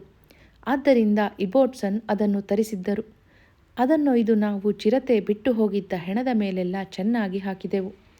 ಚಿರತೆ ಅವತ್ತು ಮತ್ತೆ ಅಲ್ಲಿಗೆ ಬಂದು ಹಸಿವೆ ತೀರಿಸಿಕೊಳ್ಳಬಹುದಾದ ಎಲ್ಲ ಸಾಧ್ಯತೆಗಳು ನನಗೆ ಕಂಡವು. ಹಿಂದಿನ ದಿನ ನಾವು ಮರದ ಮೇಲೆ ಕುಳಿತು ಕಾಯುತ್ತಿರುವುದನ್ನು ಚಿರತೆ ಕಂಡಿದ್ದರಿಂದ ಮತ್ತೆ ಆ ಜಾಗದಲ್ಲಿ ಚಿರತೆಗಾಗಿ ಕಾಯುವುದು ಬೇಡೆಂದು ನಿರ್ಧರಿಸಿದೆವು. ಚಿರತೆ ಜಿನ್ ಕತ್ತರಿಗೆ ಸಿಕ್ಕಿಯೋ ಪಾಷಾಣ ತಿಂದೋ ಸತ್ತರೆ ಸಾಯಲಿ ಎಂದು ಅದರಿಂದ ದೂರದಲ್ಲಿದ್ದ ಪೈನ್ ಮರವೊಂದರ ಮೇಲೆ ಒಂದು ಮಚಾನನ್ನು ಕಟ್ಟಿದೆವು. ಈ ಮರ ಚಿರತೆ ಹೆಣವನ್ನಿಟ್ಟಲ್ಲಿಂದ ಸಾಕಷ್ಟು ದೂರದಲ್ಲಿತ್ತು. ಇಬೋಟ್ಸನ್ ಸ್ಟವ್ ಹಚ್ಚಿ ಊಟ ತಯಾರಿಸಿದರು. ಊಟವಾದ ಮೇಲೆ ನಾವು ಪೈನ್ ಮರ ಹತ್ತಿ ಆರಾಮವಾಗಿ ನಾವು ಕಟ್ಟಿದ್ದ ವಿಸ್ತಾರವಾದ ಮಚಾನಿನಲ್ಲಿ ಕುಳಿತೆವು. ನಮಗೆ ಅವತ್ತು ಮಚಾನಿನ ಮೇಲೆ ಯಾವ ಕೆಲಸವೂ ಇರಲಿಲ್ಲ. ಕಾಡಿನ ಕಡೆಯಿಂದ ಜಿನ್ ಕತ್ತರಿಯಲ್ಲಿ ಸಿಲುಕಿಕೊಂಡ ಚಿರತೆಯ ಘರ್ಜನೆಗಳೇನಾದರೂ ಕೇಳುತ್ತದೆಯೋ ಎಂದು ನಿರೀಕ್ಷಿಸುತ್ತಾ ಆಗಾಗ ಸರದಿ ಪ್ರಕಾರ ನಿದ್ದೆ ಮಾಡುತ್ತಾ ವಿರಾಮವಾಗಿಯೇ ಕಾಲ ಕಳೆದೆವು. ಚಿರತೆ ಎಲ್ಲಾದರೂ ಅಕಸ್ಮಾತ್ ಸಿಕ್ಕಿಕೊಂಡರೆ ಅದು ಕಾಲನ್ನು ಎಳೆದೆಳೆದು ಜಿನ್ ಕತ್ತರಿಯಿಂದ ತಪ್ಪಿಸಿಕೊಳ್ಳುವ ಮೊದಲು ಹೊಡೆಯಲಷ್ಟೇ ನಾವು ಅಲ್ಲಿ ಕುಳಿತಿದ್ದು. ಆದರೆ ಚಿರತೆ ಹೆಣದ ಬಳಿ ಸಾರುವ ನಿಶ್ಚಿತ ಮಾರ್ಗವಾವುವು ಈ ಸಾರಿ ಇರದುದರಿಂದ ಹಿಂದಿನ ಸಾರಿಯೇ ಹಾಗೆ ಚಿರತೆ ನಮ್ಮ ಜಿನ್ ಕತ್ತರಿಗೆ ಸಿಕ್ಕಿ ಬೀಳುವ ಖಾತರಿ ಇರಲಿಲ್ಲ. ನಡುರಾತ್ರಿಯಲ್ಲಿ ಕಾಡು ಕುರಿಯೊಂದು ಕಾಡಿನೊಳಗೆ ಗಾಬರಿಯಿಂದ ಕೂಗಿಕೊಂಡು ಓಡಿದ್ದೊಂದೇ ನಮ್ಮ ಗಮನ ಸೆಳೆದ ಸಂಗತಿ. ನಸುಕು ಹರಿಯುತ್ತಿದ್ದಂತೆಯೇ ನಾವು ಮಚಾನಿನಿಂದ ಇಳಿದು ಟೀ ಕಾಯಿಸಿ ಕುಡಿದು ಹೆಣ ಬಿದ್ದಲ್ಲಿಗೆ ಹೋಗಿ ತನಿಖೆ ಮಾಡಿದೆವು. ಹಿಂದಿನ ಸಂಜೆ ನಾವು ನೋಡಿದಾಗ ಹೇಗಿತ್ತೋ ಹಾಗೆ ಎಲ್ಲವೂ ಇತ್ತು. ಚಿರತೆ ಅತ್ತ ಸುಳಿದೇ ಇರಲಿಲ್ಲ. ಇಬೋಟ್ಸನ್ ಪೌರಿಯ ಕಡೆಗೆ ಪ್ರಯಾಣ ಬೆಳೆಸಬೇಕಿತ್ತು. ಅದಕ್ಕಾಗಿ ಊಟವಾದ ನಂತರ ರುದ್ರಪ್ರಯಾಗದತ್ತ ಹೊರಟರು. ನಾನು ನೈನಿತಾಲಿನ ಕಡೆಗೆ ನನ್ನ 15 ದಿನದ ದೀರ್ಘ ಪ್ರಯಾಣ ಆರಂಭಿಸಬೇಕಿತ್ತು. ಹಳ್ಳಿಯವರಿಗೆಲ್ಲ ನನ್ನ ಕಾರ್ಯಕ್ರಮ ತಿಳಿಸಿ ಚಿರತೆ ಬಗ್ಗೆ ನನ್ನ ಅಂತಿಮ ಎಚ್ಚರಿಕೆ ಕೊಟ್ಟೆ. ನನ್ನ ಜನಗಳಿಗೆ ನಮ್ಮ ಸಾಮಾನು ಸರಂಜಾಮುಗಳನ್ನೆಲ್ಲ ಕಟ್ಟಿಕೊಂಡು ಪ್ರಯಾಣಕ್ಕೆ ಸಿದ್ಧರಾಗಲು ತಿಳಿಸಿ ನನ್ನ ಬಂದೂಕುಗಳನ್ನು ಮದ್ದುಗುಂಡುಗಳನ್ನು ಪ್ಯಾಕ್ ಮಾಡುತ್ತಿದ್ದೆ. ಅಷ್ಟು ಹೊತ್ತಿಗೆ ಸರಿಯಾಗಿ ಒಂದಷ್ಟು ಜನ ಗುಂಪು ಕಟ್ಟಿಕೊಂಡು ನಾನೆಲ್ಲಿದ್ದೇನೆಂದು ವಿಚಾರಿಸುತ್ತಾ ಗಾಬರಿಯಲ್ಲಿ ಬಂದರು. ಅಲ್ಲಿಂದ 4 ಮೈಲಿ ದೂರದಲ್ಲಿದ್ದ ಹಳ್ಳಿಯೊಂದರಲ್ಲಿ ಚಿರತೆ ಒಂದು ದನ ಹಿಡಿದಿದೆ ಎಂದು, ಅದು ಖಾತರಿಯಾಗಿ ನರಭಕ್ಷಕನೇ ಎಂದು ಹೇಳಿದರು. ಆ ಚಿರತೆ ಹಳ್ಳಿಯ ಪಟೇಲನ ಮನೆಗೆ ನುಗ್ಗಿ ಬಾಗಿಲು ಮುರಿದು ನರಹತ್ಯೆ ಮಾಡಲು ತುಂಬ ಪ್ರಯತ್ನಿಸಿ ಅನಂತರ ಆ ಹಸುವನ್ನು ಕೊಂದಿತ್ತು. ಆದ್ದರಿಂದ ಅದು ನರಭಕ್ಷಕನಿರಬಹುದೆಂಬ ಅವರ ಊಹೆ ಸಾಧಾರವಾಗಿಯೇ ಇತ್ತು. ಆ ಚಿರತೆಯನ್ನು ಹೇಗಾದರೂ ಮಾಡಿ ನರಹತ್ಯೆ ಪ್ರಾರಂಭಿಸುವುದಕ್ಕೆ ಮೊದಲೇ ಕೊಲ್ಲಬೇಕೆಂದು ಇನ್ನಿಲ್ಲದಷ್ಟು ನನ್ನನ್ನು ಬೇಡಿಕೊಂಡರು. ಅವರ ಬೇಡಿಕೆಗಳಿಗೆ ಮಣಿದು ನಾನು ನನ್ನ ಕಾರ್ಯಕ್ರಮ ಬದಲಿಸಿ ಅವರ ಹಳ್ಳಿಗೆ ಹೋಗಲೇಬೇಕಾಯಿತು. ಜಿನ್ ಕತ್ತರಿಯನ್ನು, ಸಯನೈಡ್ ಪಾಷಾಣವನ್ನು ತಗೊಂಡು ನನ್ನ ಜನಗಳೊಂದಿಗೆ ಅವರ ಹಳ್ಳಿಯತ್ತ ಪ್ರಯಾಣ ಮಾಡಿದೆ. ಆ ಹಳ್ಳಿಯ ಪಟೇಲನ ಮನೆ ವಿಸ್ತಾರವಾದ ಹೊಲದ ನಡುವೆ ಇತ್ತು. ಮನೆಯ ಬಳಿಗೆ ಹೋಗಲು ಇದ್ದ ಕಾಲುಹಾದಿಯನ್ನು ಪರೀಕ್ಷಿಸಿದಾಗ ನರಭಕ್ಷಕನ ಹೆಜ್ಜೆ ಗುರುತುಗಳು ಅಲ್ಲಿ ಸ್ಪಷ್ಟವಾಗಿ ಕಂಡುವು. ನಾವು ಹಿಂದಿನ ಹಳ್ಳಿಯಲ್ಲಿ ನರಭಕ್ಷಕನಿಗಾಗಿ ಕಾಯುತ್ತಾ ಕುಳಿತಿರಬೇಕಾದರೆ ಅದು ಇಲ್ಲಿಗೆ ಸುರಕ್ಷಿತವಾಗಿ ಬಂದು ತನ್ನ ಕೊಲೆ ಆರಂಭಿಸಿತ್ತು. ಪಟೇಲನಿಗೆ ನಾವು ಬರುತ್ತಿರುವುದು ಎದುರಿನ ಬೆಟ್ಟದ ಕಣಿವೆಯಲ್ಲಿ ಬಹುದೂರದಿಂದಲೇ ಕಾಣುತ್ತಿತ್ತು. ಆತ ನಾವು ಅವನ ಮನೆ ತಲುಪುವುದರೊಳಗೆ ಟೀ ಸಿದ್ಧ ಮಾಡಿಟ್ಟಿದ್ದ. ಹಾಲಿಗೆ ನೇರವಾಗಿ ಟೀ ಪುಡಿಯನ್ನು, ಬೆಲ್ಲವನ್ನು ಹಾಕಿ ಕಾಯಿಸಿ ಮಾಡಿದ್ದ ಆ ಟೀ ಕುಡಿಯಲು ಚೆನ್ನಾಗಿದ್ದರೂ ಎಣ್ಣೆಯಂತೆ ದಪ್ಪ ದ್ರವವಾಗಿತ್ತು. ಬೆತ್ತದ ಕುರ್ಚಿಯ ಮೇಲೆ ಕುಳಿತು ಅವನ ಮನೆಯಲ್ಲಿ ಟೀ ಹೀರುತ್ತಿರಬೇಕಾದರೆ ಹಿಂದಿನ ರಾತ್ರಿ ಚಿರತೆ ಅವನ ಮನೆ ಬಾಗಿಲು ಮುರಿದು ಒಳನುಗ್ಗಲು ಮಾಡಿದ ಪ್ರಯತ್ನಗಳನ್ನೆಲ್ಲ ತೋರಿಸಿ ವಿವರಿಸಿದ. ಚಿರತೆ ಬಾಗಿಲು ಮುರಿದು ಒಳನುಗ್ಗುವುದರಲ್ಲಿ ಹೆಚ್ಚು ಕಡಿಮೆ ಸಫಲವಾಗಿತ್ತು. ಅದೃಷ್ಟವಶಾತ್ ಅವನ ಮನೆಯಲ್ಲಿ ಹಲವು ಪಕ್ಕಾಸುಗಳಿದ್ದುದರಿಂದ ಅವನು ಅದನ್ನು ಬಾಗಿಲಿಗೆ ಅಡ್ಡ ಕೊಟ್ಟು ಅದು ಬಾಗಿಲು ತೆರೆದು ಒಳಬರದಂತೆ ತಡೆದಿದ್ದ. ಪಟೇಲ ತುಂಬ ವಯಸ್ಸಾದ ಮುದುಕ. ಜೊತೆಗೆ ಸಂಧಿವಾತ ಪೀಡಿತನಾಗಿದ್ದ ಅವನಿಗೆ ನಡೆಯುವುದು ಕಷ್ಟವಾಗಿತ್ತು. ಆದ್ದರಿಂದ ಅವನು ತನ್ನ ಮಗನನ್ನು ಚಿರತೆ ಹಸು ಕೊಂದಿರುವ ಜಾಗ ತೋರಿಸಲು ಹೇಳಿದ. ಚಿರತೆ ಹಿಡಿದಿದ್ದು ಒಂದು ಅತ್ಯುತ್ತಮ ಹಸು. ಮುಳ್ಳು ಪೊದೆಗಳೆಡೆಯಲ್ಲಿ ಸತ್ತು ಬಿದ್ದಿದ್ದ ಅದರ ಬಳಿ ಜಿನ್ ಕತ್ತರಿ ಇಡಲು ಪ್ರಶಸ್ತವಾದ ಜಾಗ ಇತ್ತು. ಸುತ್ತ ಕಾಡು ಗುಲಾಬಿಯ ಅಭೇದ್ಯ ಮುಳ್ಳು ಪೊದೆಗಳೆಲ್ಲ ಇದ್ದುದರಿಂದ ಚಿರತೆ ಆ ಹಸುವನ್ನು ಒಂದು ನಿಶ್ಚಿತ ದಿಕ್ಕಿನಿಂದಲೇ ಸಮೀಪಿಸಬೇಕಿತ್ತು. ಹಸುವಿನ ಶರೀರ ಬಿದ್ದಿದ್ದ ಜಾಗದಲ್ಲಿ ಕೊಂಚ ಮಣ್ಣು ತೋಡಿ ಅದರೊಳಗೆ ಜಿನ್ ಕತ್ತರಿಯನ್ನು ಸಿದ್ಧ ಮಾಡಿ ಇಟ್ಟೆ. ಅದರ ಮೇಲೆ ಅಲ್ಲೇ ಯಥೇಚ್ಛವಾಗಿ ಬೆಳೆದಿದ್ದ ಅಗಲವಾದ ಹಸುರೆಲೆಗಳನ್ನು ಇಟ್ಟು ಮರೆಮಾಡಿದೆ. ಚಕ್ಕಳದ ಚೂರುಗಳನ್ನೂ ಇಟ್ಟೆ. ನಾನು ಅಲ್ಲಿ ಆ ಭಯಾನಕ ಜಿನ್ ಕತ್ತರಿ ಇಟ್ಟಿರುವುದನ್ನು ಯಾರಿಗೂ ಪತ್ತೆ ಹಚ್ಚಲು ಸಾಧ್ಯವಿರಲಿಲ್ಲ. ಅದನ್ನೆಲ್ಲ ಸರಿಯಾಗಿ ಜೋಡಿಸಿ ಆದ ಮೇಲೆ ಅದೇ ದಾರಿಯಲ್ಲಿ ಕೊಂಚ ದೂರದಲ್ಲಿದ್ದ ಒಂದು ಮರದ ಮೇಲೆ ಹತ್ತಿ ಕುಳಿತು ಅಕಸ್ಮಾತ್ ಚಿರತೆ ಏನಾದರೂ ಸಿಕ್ಕಿಬಿದ್ದರೆ ಹೊಡೆಯಲು ಕಾಯುತ್ತಾ ಕುಳಿತೆ. ನಾನು ಅಲ್ಲಿ ಅವಿತು ಕುಳಿತಾಗಿಂದಲೂ ಒಂದು ಜೊತೆ ಕಾಡು ಕೋಳಿಗಳು ಮರಿಗಳೊಡನೆ ಪೊದೆಗಳ ಪಕ್ಕ ಮೇಯುತ್ತಿರುವುದನ್ನು ನೋಡಿದ್ದೆ. ನಾನು ಮರ ಹತ್ತಿ ಕುಳಿತ ಕೊಂಚ ಹೊತ್ತಿಗೆಲ್ಲ ಅವು ಏಕೋ ಗಾಬರಿಯಾಗಿ ಕೂಗುತ್ತಾ ಪಟಪಟ ರೆಕ್ಕೆ ಬಡಿದುಕೊಂಡು ಹಾರಿಹೋದುವು. ಆಮೇಲಿಂದ ಏನೂ ಸಂಭವಿಸಲಿಲ್ಲ. ಕತ್ತಲಾಗುವ ಸಮಯಕ್ಕೆ ಕಾಡಿನಿಂದ ಕಾಡು ಕುರಿಯೊಂದು ಗಾಬರಿಯಲ್ಲಿ ಕೂಗುತ್ತಾ ದಡ ದಡ ಧಾವಿಸಿ ನಾನು ಕುಳಿತಿದ್ದ ಮರದಡಿಯೇ ಬಂದು ಕೊಂಚ ಹೊತ್ತು ಕೂಗುತ್ತಾ ನಿಂತಿದ್ದು ಅನಂತರ ಪರ್ವತದ ನೆತ್ತಿಯ ಕಡೆಗೆ ಓಡಿಹೋಯಿತು. ಕೋಳಿಗಳು ಗಾಬರಿಯಾಗಿ ಹಾರಿದ್ದಕ್ಕೂ ಅನಂತರ ಕಾಡು ಕುರಿ ಕೂಗಿಕೊಂಡು ಓಡಿದ್ದಕ್ಕೂ ಕಾರಣವೇನೆಂದು ಮಾತ್ರ ನನಗೆ ಗೊತ್ತಾಗಲಿಲ್ಲ. ಇದನ್ನೆಲ್ಲ ಚಿಂತಿಸುತ್ತಾ ಕುಳಿತಿರಬೇಕಾದರೆ ನಿಧಾನವಾಗಿ ಕತ್ತಲು ಕವಿಯಿತು. ಕೋವಿ ಗುರಿ ಹಿಡಿಯಲ ಸಾಧ್ಯವಾದಷ್ಟು ಕತ್ತಲಾಗಿದ್ದರಿಂದ ನಾನು ಸದ್ದಿಲ್ಲದೆ ಮರ ಇಳಿದು ಸಪ್ಪಳವಾಗದಂತೆ ಹೆಜ್ಜೆ ಮೇಲೆ ಹೆಜ್ಜೆ ಇಡುತ್ತಾ ಪಟೇಲನ ಮನೆಯತ್ತ ಹೆಜ್ಜೆ ಹಾಕಿದೆ. ಪಟೇಲನ ಮನೆ ಕಡೆಗೆ ಹೋಗುತ್ತಾ ನನಗೆ ಇದ್ದಕ್ಕಿದ್ದ ಹಾಗೆ ನಾನು ಹಿಂಬಾಲಿಸಲ್ಪಡುತ್ತಿದ್ದೇನೆ ಎಂದೆನಿಸಿತು. ಆ ದಾರಿಯಲ್ಲಿ ಹೋಗುತ್ತಾ ಕೊಂಚ ದೂರದ ಮೇಲೆ ಬಯಲು ಸಿಗುತ್ತದೆ. ಅಲ್ಲೊಂದು ಕಡೆ ರಸ್ತೆಯ ಬಲಕ್ಕೆ 2 ದೊಡ್ಡ ಬಂಡೆಗಳಿದ್ದುವು. ನಾನು ಒಂದು ಪ್ರಯೋಗ ಮಾಡಲು ನಿರ್ಧರಿಸಿದೆ. ಬಂಡೆ ಹತ್ತಿರಾಗುತ್ತಲೂ ರಸ್ತೆ ಬಿಟ್ಟು ದಾಪುಗಾಲಿಡುತ್ತಾ ಆ ಬಂಡೆಗಳೆಡೆಗೆ ಹೋಗಿ ಆ ಬಂಡೆಗಳೆಡೆಯಲ್ಲಿ ಕೌಚಿ ಕುಳಿತು ನಾನು ಬಂದ ದಾರಿಯತ್ತ ನಿಶ್ಶಬ್ದವಾಗಿ ವೀಕ್ಷಿಸಿದೆ. ಸುಮಾರು 10 ನಿಮಿಷಗಳವರೆಗೆ ಆ ಬಂಡೆ ಹಿಂದಿನ ಒದ್ದೆ ನೆಲದ ಮೇಲೆ ಕೌಚಿ ಕುಳಿತು ನೋಡಿದೆ. ಅಷ್ಟರಲ್ಲಿ ಬೆಳಕು ಸಂಪೂರ್ಣ ಕ್ಷೀಣವಾಯಿತು. ಇನ್ನು ಅಲ್ಲಿ ಹುದುಗಿ ಕುಳಿತು ಹುಡುಗಾಟವಾಡುವುದು ಅಪಾಯ ಎನ್ನಿಸಿತು. ಮೆಲ್ಲಗೆ ಅಲ್ಲಿಂದೆದ್ದು ಮೈಯೆಲ್ಲ ಕಣ್ಣಾಗಿ ಅತ್ಯಂತ ಜಾಗರೂಕತೆಯಿಂದ ಪಟೇಲನ ಮನೆಗೆ ಬಂದೆ. ಪಟೇಲನ ಮನೆಯಲ್ಲೇ ನನಗೂ ನಮ್ಮ ಕಡೆಯವರಿಗೂ ಉಳಿದುಕೊಳ್ಳಲು ವಸತಿ ಕಲ್ಪಿಸಲಾಗಿತ್ತು. ರಾತ್ರಿ ಗಾಢ ನಿದ್ದೆಯಲ್ಲಿರಬೇಕಾದರೆ ಪಟೇಲ ಒಮ್ಮೆ ನನ್ನನ್ನೆಬ್ಬಿಸಿ ಚಿರತೆ ಮನೆ ಬಾಗಿಲನ್ನು ಪರಚುತ್ತಿದೆ ಎಂದು ಹೇಳಿದ. ನಿದ್ದೆಗಣ್ಣಿನಲ್ಲೇ ನಾನು ಕಿವಿಗೊಟ್ಟು ಆಲಿಸಿದೆ. ನನಗೆ ಯಾವ ಸದ್ದು ಕೇಳಲಿಲ್ಲ. ಆದರೆ ಬೆಳಗ್ಗೆ ಎದ್ದು ನೋಡಿದಾಗ ಪಟೇಲ ಹೇಳಿದ್ದು ನಿಜವಾಗಿತ್ತು. ಅವನ ಬಾಗಿಲ ಮೇಲೆ ಹೊಸ ಪರಿಚಿತ ಗುರುತುಗಳು, ದಾರಿಯಲ್ಲಿ ಹೊಸ ಹೆಜ್ಜೆ ಗುರುತುಗಳು ಬಿದ್ದಿದ್ದವು. ಆ ಹೆಜ್ಜೆ ಗುರುತುಗಳು ಬಂದ ದಿಕ್ಕಿನಲ್ಲಿ ಜಾಡು ಹಿಡಿದು ನೋಡಿದಾಗ ಅವು ನಾನು ಅವಿತು ಕುಳಿತಿದ್ದ ಬಂಡೆಯ ಕಡೆಯಿಂದಲೇ ಬಂದಿದ್ದವು. ನಾನು ದಾರಿ ಬಿಟ್ಟು ಬಂಡೆಯತ್ತ ತಿರುಗಿದಲ್ಲೇ ಅವೂ ತಿರುಗಿ, ನಾನು ಕೌಚಿ ಕುಳಿತಲ್ಲೇ ಅದೂ ಕುಳಿತು ಅದೇ ದಾರಿಯಾಗೆ ಪಟೇಲನ ಮನೆಯತ್ತ ಬಂದಿದ್ದವು. ಚಿರತೆ ಪಟೇಲನ ಮನೆಯ ಸುತ್ತ ಹಲವಾರು ಬಾರಿ ಸುತ್ತಾಡಿತ್ತು. ಪಟೇಲನ ಮನೆ ಹತ್ತಿರ ಕೊಂಚ ಹೊತ್ತು ಸುತ್ತಾಡಿದ ಚಿರತೆ ಆಮೇಲೆ ಮನಸ್ಸು ಬದಲಾಯಿಸಿ ನೆಟ್ಟಗೆ ಹಸುವನ್ನು ಕೊಂದಿದ್ದ ಜಾಗದ ದಿಕ್ಕಿಗೆ ತಿರುಗಿತ್ತು. ನಾನು ಅದು ಹೋದ ಹೆಜ್ಜೆ ಗುರುತುಗಳನ್ನು ಹಿಂಬಾಲಿಸುತ್ತಾ ಜಿನ್ ಕತ್ತರಿಯಲ್ಲೇನಾದರೂ ಬಿದ್ದಿರಬಹುದೆಂದು ಉತ್ಸಾಹದಿಂದ ಹೋದೆ. ಆದರೆ ಆ ಜಾಗ ತಲುಪಿದಾಗ ಅಲ್ಲಿ ನರಭಕ್ಷಕ ಪ್ರದರ್ಶಿಸಿದ್ದ ಕುಯುಕ್ತಿಯನ್ನು ನೋಡಿ ನನಗೆ ಆಘಾತವಾಗಿತ್ತು.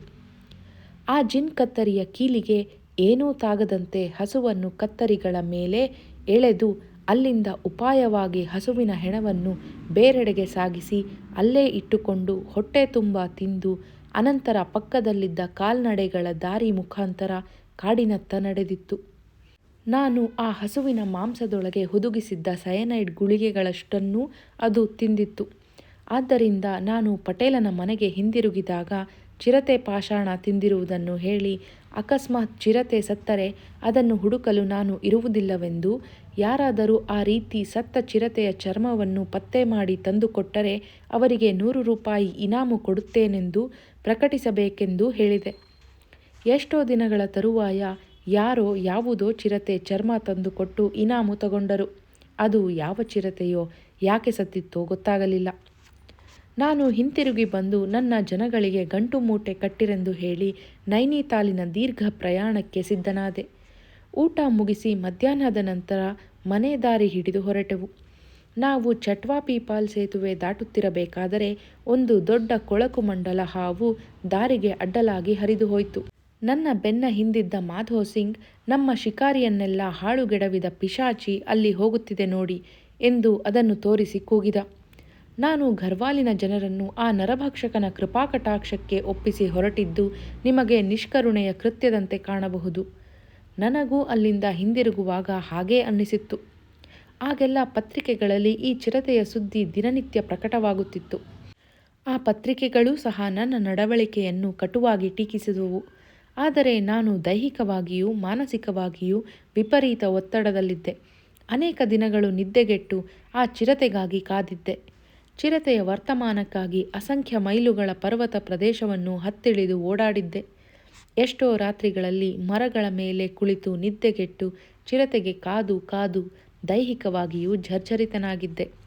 ಪ್ರಾಣವನ್ನೇ ಪಣವಾಗಿಟ್ಟು ವ್ಯವಹರಿಸಬೇಕಾದ ಈ ನರಭಕ್ಷಕನ ಶಿಕಾರಿಯಲ್ಲಿ ಸುಸ್ತಾಗಿ ಆಲಸ್ಯದಿಂದ ಅಜಾಗರೂಕತೆಯಿಂದ ಒಂದು ಕ್ಷಣ ಇದ್ದರೂ ನನ್ನ ಇತಿಶ್ರೀ ಮುಗಿದಂತೆಯೇ ಎಂದು ನನಗೆ ಚೆನ್ನಾಗಿ ಗೊತ್ತಿತ್ತು. ಎಷ್ಟೋ ಸಾರಿ ಏಕಾಂಗಿಯಾಗಿ ನರಭಕ್ಷಕನ ನೆರಳಿನಲ್ಲಿ ಅದು ನನ್ನನ್ನು, ನಾನು ಅದನ್ನು ಬೇಟೆಯಾಡಲು ಹೊಂಚು ಹಾಕುತ್ತಾ ಮೃತ್ಯು ಮಾರ್ಗದಂತಿರುವ ದಾರಿಯಲ್ಲಿ ನಡೆದಿದ್ದೇನೆ. ನನ್ನ ಬತ್ತಳಿಕೆಯಲ್ಲಿರುವ ಎಲ್ಲ ಉಪಾಯಗಳಿಂದ ಪ್ರಯತ್ನಿಸಿದರೂ ನಾನು ಬಿಲ್ಲೆಳೆದರೆ ಸಾಕು ಆಸ್ಫೋಟಿಸಿ ಹಾರಲಿದ್ದ ಗುಂಡಿನಿಂದ ಕೂದಲೆಳೆಯಲ್ಲಿ ತಪ್ಪಿಸಿಕೊಂಡು ಪಾರಾಗಿದ್ದು ಅದರ ಅದೃಷ್ಟವೋ ಅಥವಾ ಅದರ ಚಾಣಾಕ್ಷ ಬುದ್ಧಿಯೋ ಅಥವಾ ಇವೆರಡರ ಸಮ್ಮಿಳನವೋ ಗೊತ್ತಿಲ್ಲ. ನಾನು ಬದುಕಿ ಉಳಿದಂತೆ ಅದಕ್ಕೂ ಬದುಕಿ ಉಳಿದಿರುವ ಅದೃಷ್ಟವಿರಬಹುದು.